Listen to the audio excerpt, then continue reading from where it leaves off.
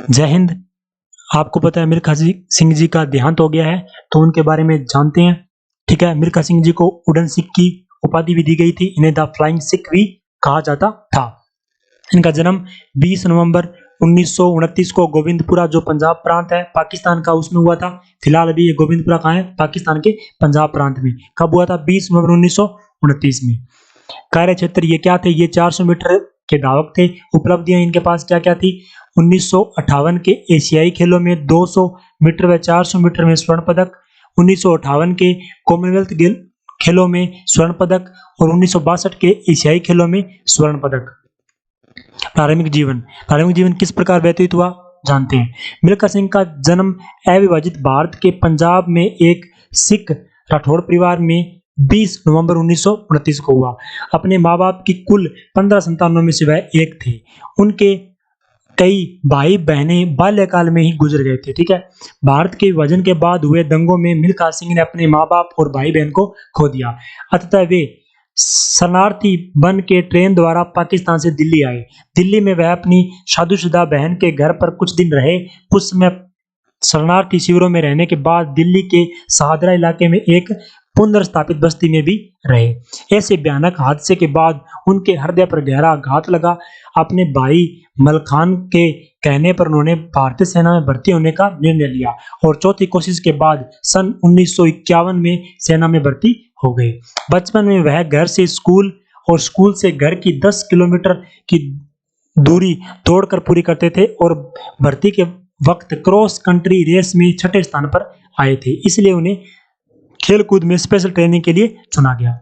ठीक है, मिल्खा सिंह जी सन 1960 में पाकिस्तान प्रसिद्ध धावक अब्दुल बासित को पाकिस्तान में पिछाड़ा, जिसके बाद जनरल अयूब खान ये पाकिस्तान का जनरल था, उन्होंने इन्हें उड़न सिख की उपाधि दिया, उड़न सिख कहकर पुकारा था।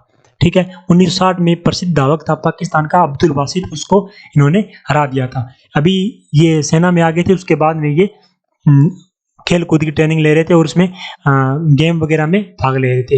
मिल्खा सिंह द्वारा रोम ओलंपिक में स्थापित राष्ट्रीय कीर्तिमान, जो रोम ओलंपिक थे उसमें मिल्खा सिंह जी हार तो गए थे, लेकिन उन्होंने राष्ट्रीय कीर्तिमान स्थापित कर दिया था। उस कीर्तिमान को किसने तोड़ा था? तो परमजीत सिंह धावक थे, उन्होंने सन 1998 में तोड़ा था।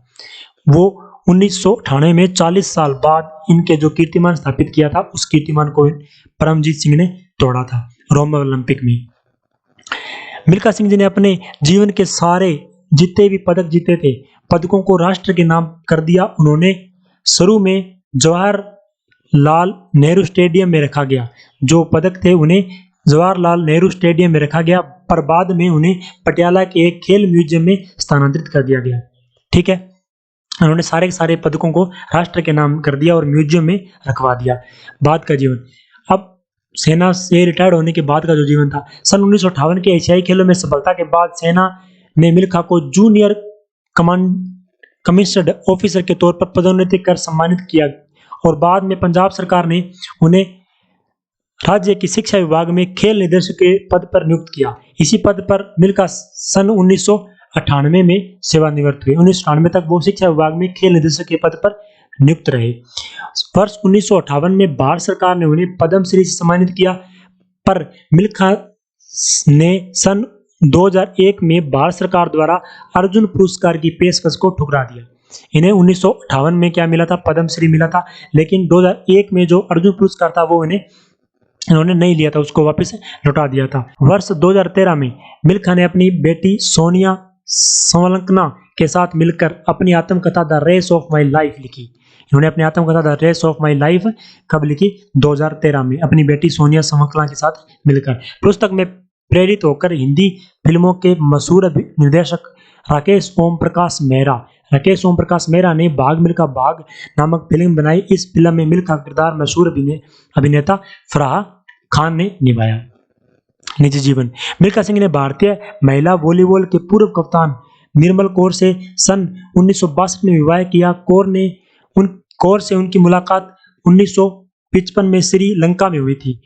उनके 3 बेटियां और एक बेटा है। उन बेटा का नाम जीव मिल्खा सिंह है, वो एक मशहूर गोल्फ खिलाड़ी है। सन 1999 में मिल्खा ने शहीद हवलदार विक्रम सिंह के 7 वर्षीय पुत्र को गोद लिया था।